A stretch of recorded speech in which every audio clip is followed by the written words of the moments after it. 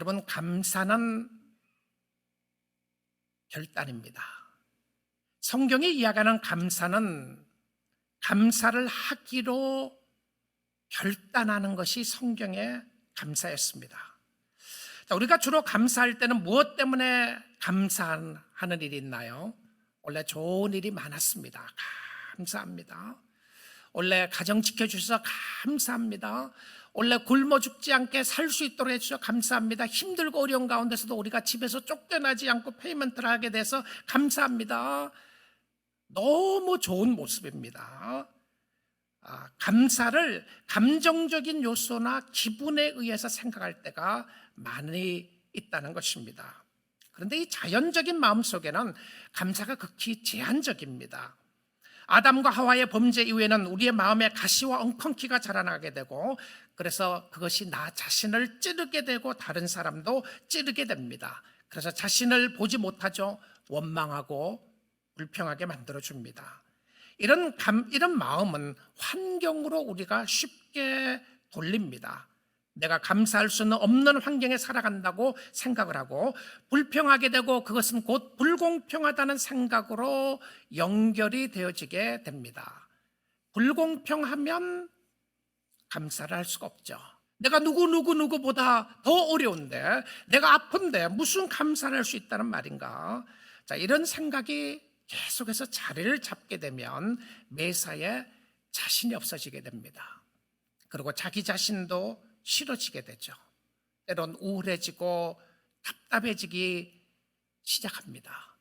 여러분, 이런 힘들고 어려운 상황에서 감사한다는 것은 사치입니다. 아니, 사치라는 생각을 들게 하는 거죠. 그래서 오히려 불평하고 원망하는 것이 자신에게 솔직하다는 생각이 들지 않습니까? 어쩌면 세상적으로 그럴 수 있을 것 같아요. 다 힘들어하는데 내가 무슨 혼자 감사란 말을 할 것인가, 그런 생각이 들 때도 우리에게는 있다는 것이죠. 그런데 우리에게 주시는 진리의 말씀을 바라보게 되면 말씀 속에 우리의 삶을 풍요롭게 하는 것이 있는데요, 그래서 감사는 결단입니다. 어떤 결단인가요? 138편 1절 말씀을 보겠습니다. 내가 전심으로 주께 감사하며 신들 앞에서 주께 찬송하리이다. 자, 어떤 마음으로 감사한다고 되어 있습니까?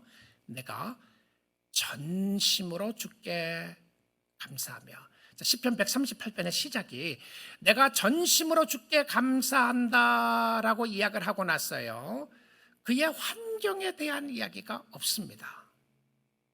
그냥 전심으로 감사를 하는데, 그냥 감사하는 것이 아니고 마음을 다해서 감사한다. 여러분, 감사를 이렇게 생각해 보신 적이 있으시나요? 아니, 감사는 자연스러워야 되지 않나요? 감사는 환경이 어떤 주어진 것이 좋아야 감사할 수 있다고 생각하지 않습니까? 그런데 이 상황 속에서는 무엇을 이야기하느냐면 감사를 전심으로 주께 감사한다, 이렇게 돼 있어요. 여러분, 구약 성경에서 전심은 이 마음을 다한다고 하는 표현은, 이 마음은 사람의 중심을 이야기했어요. 나의 나됨입니다. 나의 됨됨이. 그럼 내가 전심으로 주님께 감사한다고 하는 그 의미는 나의 모든 것을 다하여 나의 인격체를 전부를 다해서 하나님 앞에 감사하겠다는 거예요. 무엇입니까? 감사는 열심이었습니다. 집중하는 것이었어요. 인격체적인 모든 것을 다해서 감사를 한다. 자, 근데 그 다음에 뭐라고 되어 있냐면요, 감사하면이라고 되어 있으면서 신들 앞에서 주께 찬송하리다, 이렇게 되어 있어요. 도대체 이 신들이 누군가 복수로 쓰여 있습니다. 단수가 아니고요. 그래서 학자들은 이런 이야기를 합니다. 그 신들이라고 하는 것은 우상들이다. 어떤 사람은 뭐라고 그러냐면 이 신들이라고 표현한 것은 천사들이다, 이렇게 표현하는 사람들이 있어요. 어떤 사람들은 이 신들이라고 하는 표현을 성도들이라고 표현하는 사람들이 있습니다. 성도들의 쓸 때 작은 신이라고 하는 표현을 쓴 경우들도 있어요. 그런데 이 시편을 쓴 사람이 정확하게 누구를 이야기했는지 몰라요. 그러나 한 가지 분명한 것은 무엇이었냐면 세상의 그 누구 앞에서든지 어떤 상황과 형편 속에 있다고 할지라도 내가 감사하며 찬송하겠다라고 고백하고 있다는 사실입니다. 이 감사라는 단어가 이 본문에서도 3번이나 반복되는데요. 1절에 나오고 그리고 2절에도 나오고 4절에도 나옵니다. 마음을 다하여 하나님 앞에 감사하기로 결단한 건데요. 왜 감사가 결단이냐 하면 이것은 상황적인 조건이 아니기 때문에 그렇습니다. 감사는 믿음이 있어야 할 수 있어요. 우리 가정 너무 감사하죠. 우리 건강 주셔서 너무 감사해요. 먹고 살 수 있어서 너무 감사하죠. 이것도 좋은 것입니다. 자, 한번 잠깐 생각해 보시면 지금 제가 이야기했던 이 감사의 부분은 믿음과 상관없이 할 수 있습니다. 예수 안 믿는 사람들도 가정 때문에 감사하고, 예수 안 믿는 사람들도 건강 때문에 감사하고, 예수 안 믿는 사람들도 물질 때문에 감사해요. 자, 그렇다면 성경이 이야기하는 성도의 감사의 다름이 무엇인가 생각해 보지 않을 수가 없어요. 그렇죠? 도대체 예수 믿는 사람이 불평하는 거 똑같은 이유 갖고 불평하고, 예수 믿는 사람이나 안 믿는 사람이 똑같은 걸 가지고 감사하고 있다면 도대체 성도의 성도됨에 오늘 우리가 감사해야 될 조건이 없다고 생각하는 상황 속에서 무엇을 감사해야 되는 것인가 생각하지 않을 수가 없습니다. 성도의 감사는 놀랍게도 세상 위에 있다는 것을 확인하게 됩니다. 세상과는 다르다는 것을 확인하게 되고 그것을 뛰어넘게 되는 것을 확인하게 되는데요. 골로새서 2장 6절 7절 말씀 한번 보겠습니다. 그러므로 너희가 그리스도 예수를 주로 받았으니, 하나님과 그리스도와 관계를 이야기합니다. 예수 그리스도를 주님으로 우리가 고백했다, 주님으로 믿고 있다, 그렇게 이야기하는 거죠. 그랬으니 그 안에서 행하되, 그 안에서 살라, 이런 표현이죠. 그 안에서 살되. 예수 안에서 산다는 의미가 무엇인가? 예수를 구주로 주인으로 받고 믿고 나갈 때에서 그 안에서 산다는 의미가 무엇인가? 7절 말씀 보겠습니다. 그 안에, 그리스도 안에 뿌리를 박으며 세움을 받아 교훈을 받은 대로, 자, 그 예수 안에서 뿌리를 내리고 예수 안에서 세워지고 예수님에 대해서 교훈을 받은 대로, 자, 그 다음 부분입니다. 믿음에 굳게 서서, 믿음에 굳게 서서 어떻게 되어 있나요? 감사함을 넘치게 하라.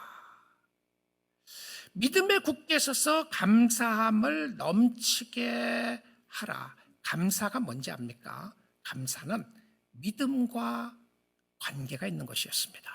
믿음에 굳게 서서 감사함을 넘치게 하라.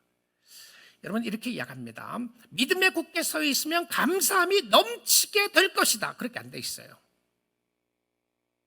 너희가 믿음에 서 있으면 감사가 저절로 흘러 넘치게 될 것이다. 너의 마음속에 자연스럽게 감사가 될 것이다. 너의 가정을 생각하고 너의 삶을 생각하면 믿음에 서 있으면 감사가 저절로 흘러 넘치는 역사가 있을 것이다. 근데 은혜는 흘러 넘쳐요. 은혜는요. 그렇죠. 하나님의 은혜와 그리스도의 평강과 은혜는 흘러 넘친다고 되어 있는데, 감사는 저절로 흘러 넘치더라, 그렇게 쓴 데가 없어요. 근데 우리는 어떤 생각을 하냐면 감사가 흘러 넘쳐야 한다고 생각합니다. 무엇으로 생각했죠? 환경과 감정에 두기 때문에 그렇습니다. 감사를 하나는 환경에 두고 하나는 내 감정에 두는 거예요. 내 마음이 감사할 마음이 하나도 없는 거예요. 아니, 이렇게 힘드는 상황에서 무엇을 감사할 것인가 생각을 하는데요. 정말 사랑하는 성도 여러분, 이와 같이 힘들 때에 믿음의 역사를 바라보며 감사하는 것이 무엇인가를 볼 수 있는 좋은 때입니다. 감사가 없으면 믿음의 역사가 아니라는 거죠. 진짜 믿는 사람은 누군가? 믿음으로 사는 사람은 누구냐면 감사하는 사람이에요. 사도 바울이 서신을 쓰면서 바울 서신 속에서 감사하라는 말을 26번이나 씁니다. 근데 바울이 감사할 마음이 있으면 감사하라고 하고 할 마음이 없으면 하지 말려고 그러지 않고 감사하라고 하는 것을 늘 명령어로 썼다는 거예요. 그러니까 어떤 커맨드 폼으로 너가 감사하라, 이렇게 이야기하고 있어요. 감사하라고 명령을 했을 때는 늘 이 상황이 그리스도와 관계를 해서 했어요. 너가 그리스도 안에 있으니까 감사하라. 그리스도가 너의 구주시니까 감사하라. 그리스도와 관계에서 이야기를 하는데, 사랑하는 성도 여러분, 우리가 감사의 패턴과 감사의 이유와 근거를 성경을 통해서 오늘 정말 살펴야 합니다. 그런데 성경은 이 상황 속에서 믿음으로 결단하여 감사할 이유를 이렇게 설명하고 있습니다. 하나님의 말씀입니다. 2절을 보겠습니다. 내가 주의 성전을 향하여 예배하며 주의 인자하심과 성실하심으로 말미암아 주의 이름에 감사하오리니, 주의 이름에 감사하오리니. 이는 주께서 주의 말씀을 주의 모든 이름보다 높게 하셨습니다. 이 무엇을 이야기하는지 아세요? 한번 보십시오. 이름에 감사한다고 그래놓고는 이름보다 말씀에 더 위를 둡니다. 무엇을 이야기하시나요? 이것은 하나님의 주의 이름이 담겨있는 말씀 때문에 감사한다, 이 표현입니다. 그런데 이 말씀 때문에 감사하는데, 하나님 앞에 예배하면서 두 가지 이유를 듭니다. 주의 이름으로 감사하는 두 가지 이유가 무엇이냐면 말미암아, 그것 때문에, 그것으로 인하여, 이거죠. 첫째는 주의 인자하심입니다. 두 번째는 주의 성실하심이에요. 우리가 시편을 통해서 보았지만 이 인자라고 하는 표현은 헤세드라고 하는 하나님의 변함없는 사랑을 이야기한다고 했습니다. 우리가 왜 감사하죠? 주의 사랑 때문에 감사한다. 성도는 누구인가요? 주님의 사랑 때문에 감사하는 겁니다. 오늘 또 하나님이 나를 사랑한 것이 아니지 않는 것인가, 나를 떠난 것이 아닌가 생각할 때에 오늘 또 감사하는 것은 하나님 당신의 사랑이 나를 붙잡고 있음을 인하여 감사하나이다. 내가 누구에게 말하고 싶지도 않고 누구하고 이야기하고 싶지도 않고 절망과 낙심 가운데 있는 상황 속에서도 내가 주님 앞에 감사하는 것은 주님의 사랑이 나를 붙잡고 있기 때문에 감사합니다. 이게 성도만이 할 수 있는 감사입니다. 그 다음에 나오는 표현이 주의 성실하심인데요, 주님의 성실하심이죠. 이 성실하다고 하는 표현을 다른 표현으로 쓰면 주님의 신실하심이죠. 주님의 진심으로, 주님이 진실하시기 때문에 이 진실하심의 속에서는 늘 나타나는 것이 약속을 지키시는 하나님이에요.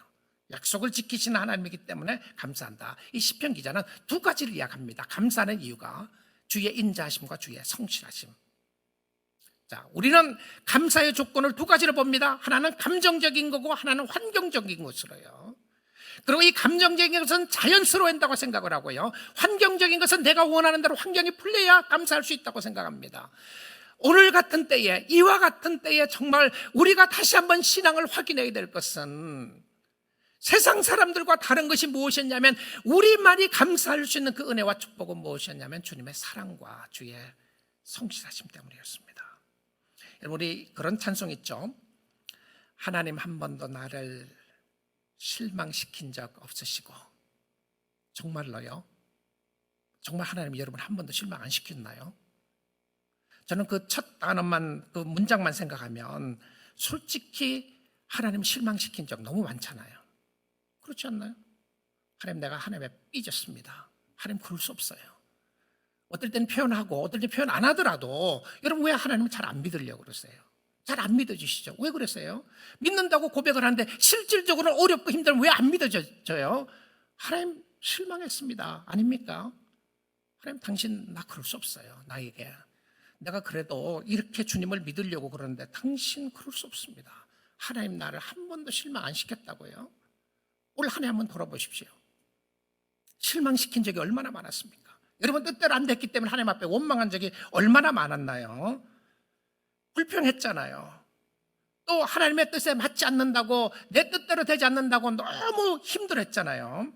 그런데 이 찬송에 그 다음에 가사가 어떻게 되어 있냐면 이렇게 되어 있어요. 언제나 공평과 은혜로 나를 지키셨네.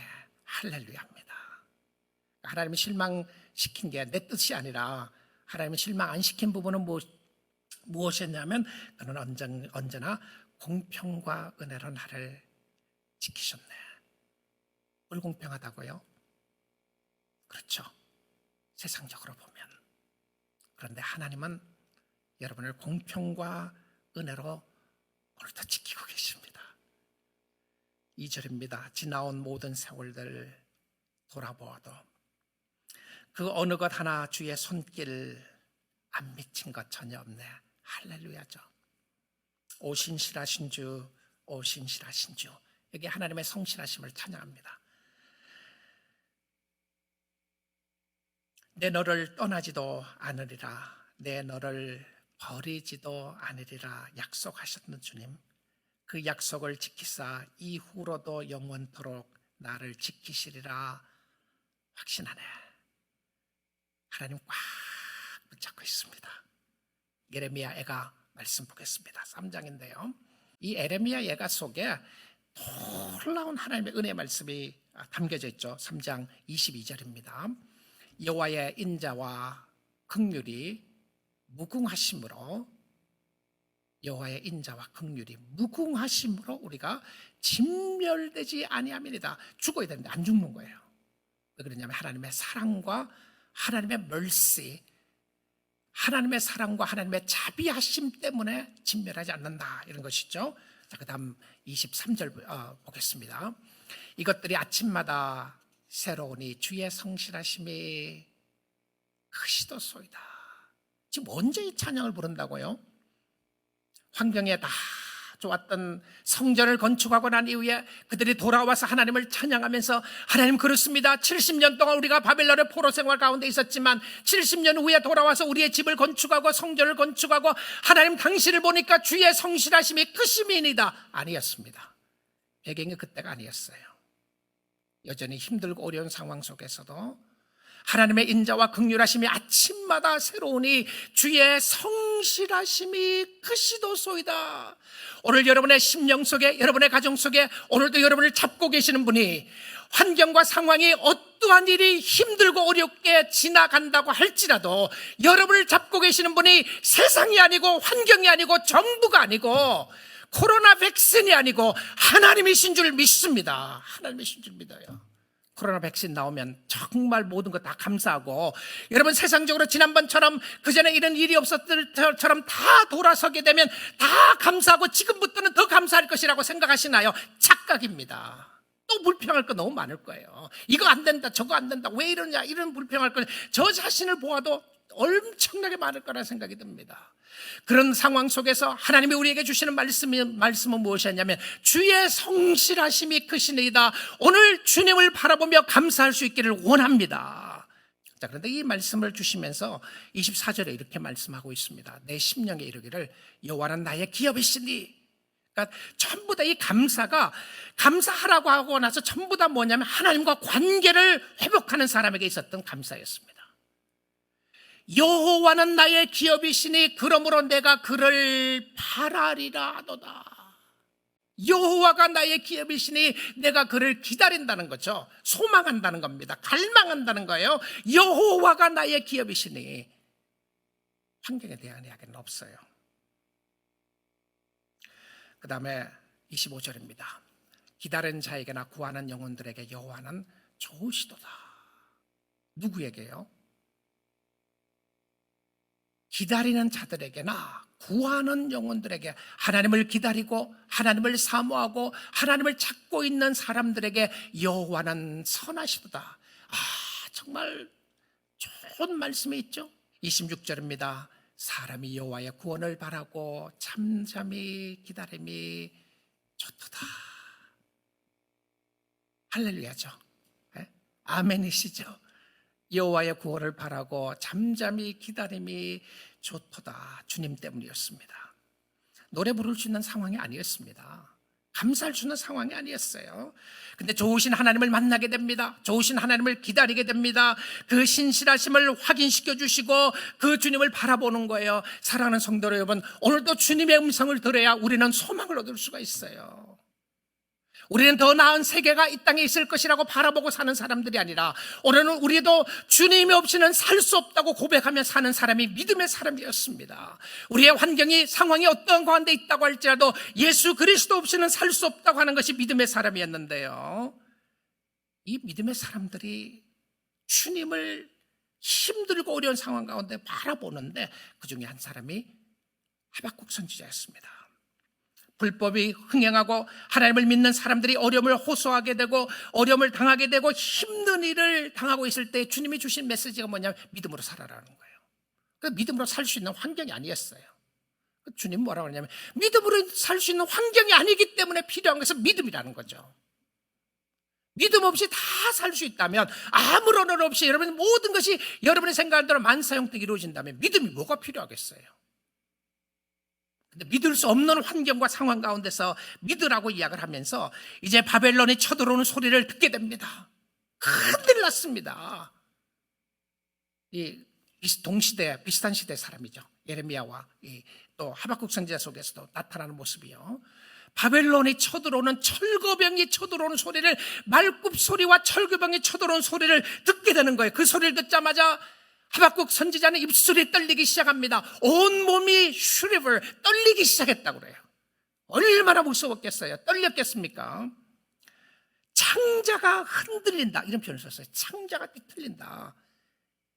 이 피지컬하게 육체적으로도 이런 어려움이 오게 되는 상황이 되고 하는 것을 보여주고 있어요. 그런데 그리고 나서 하나님, 내가 뭐라고 그러던가요?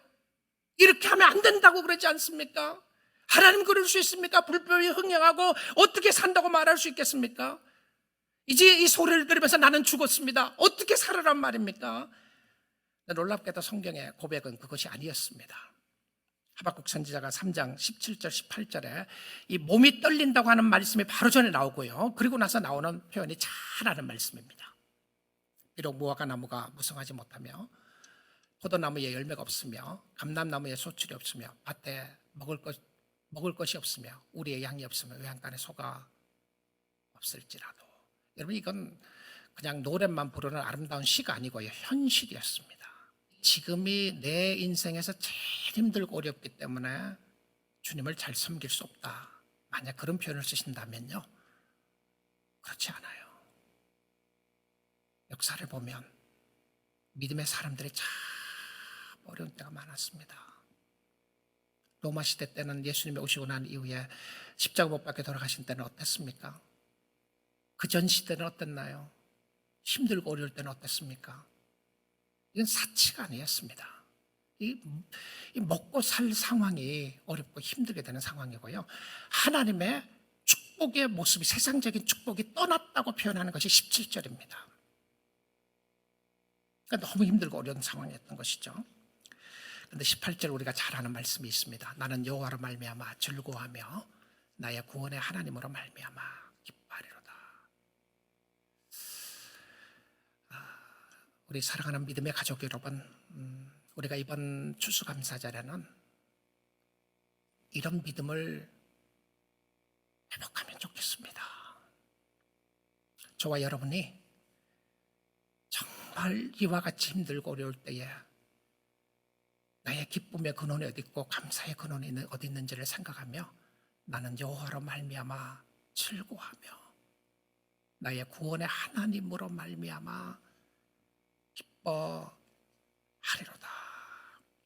감사한다는 것은 문제가 없다는 것이 아니고요, 기뻐한다는 것은 마음의 감정적인 요소만 이야기하는 것이 아니었고요, 전적인 하나님과의 관계였습니다. 그런데 이렇게 전심으로 여호와를 찬양하고 전심으로 여호와께 감사하고 하나님과 관계에서 믿음으로 확인하게 되면 하나님은 어떻게 하시죠? 하나님이 어떻게 하시나요? 그냥 내버려 두시나요? 그래, 너 힘들고 어려운 길 걸어가 봐라, 이렇게 내버려 두시나요? 그렇지 않아요. 하나님을 먼저 감사하고, 내가 지금 감사할 수 있는 상황이 아님에도 불구하고 감사가 결단에 있기에 여호와께 감사하고 찬양하고 나가니까 하나님이 어떻게 역사하시는지 한번 말씀을 통해서 보겠습니다. 하나님이 어떤 축복으로 역사하시는지 세 가지를 보기를 원하는데요. 첫째는요, 3절입니다. 오늘 본문에서 확인해야죠. 그렇죠? 감사에 대해서 본문을 확인했는데, 내가 간구하는 날에 주께서 응답하시고 내 영혼에 힘을 주어 나를 강하게 하셨나이다. 믿습니까? 내 영혼에 힘을 주어 나를 강하게 하셨나이다. 무엇이요? 하나님을 찾으니까, 하나님 앞에 감사하니까 하나님이 힘을 주시기 시작하는 거예요. 영혼에 힘을 주기 시작합니다. 나를 강하게 붙잡아 주시는 것이 세상의 힘과 근원이 아니었던 것을 고백합니다. 여러분, 어떤 분들은 이런 힘들고 어려운 상황 속에서 여러분은 모든 것이 다 갖춰져 있기 때문에 나는 강하다고 하는 사람이 있으시나요? 아마 그런 사람 거의 없겠죠. 혹시라도 그런 사람이 있으시나요? 여러분을 강하게 하는 것은 그것이 아닐 겁니다. 아니기를 바랍니다. 세상의 것이 아니기를 바랍니다. 나에게 힘을 주어 내가 절망될 수밖에 없고 낙심될 수밖에 없는 상황 속에서라도 하나님 앞에 감사하니까, 기도하니까 내 영혼에 힘을 주어 나를 강하게 하셨나이다. 오늘 우리 모두에게 필요한 말씀 아닙니까? 두 번째 축복은 무엇이었냐면 나를 살리시고 구원해 주신데 7절 말씀입니다. 내가 환난 중에 다닐지라도 주께서 나를 살아나게 하시고 주의 손을 펴사 내 원수들의 분노를 막으시며 주의 오른손이 나를 구원하시리다. 내가 환난 중에 다닐지라도 주께서 나를 살아나게 하시며. 말이 안 되는 것 같지 않아요? 환난 중에 다니는데 무슨 살아나게 해요? 내가 환난 중에 다니기 때문에 절망할 수밖에 없고 낙심할 수밖에 없는 거 아니겠어요? 그런데 놀랍게도 경험하는 것은 신비하죠. 감사의 능력이 아니었어요. 감사를 하니까, 주께 감사를 하니까 주님과 관계를 확인해 보니까 주님이 나를 살려주시는 거예요.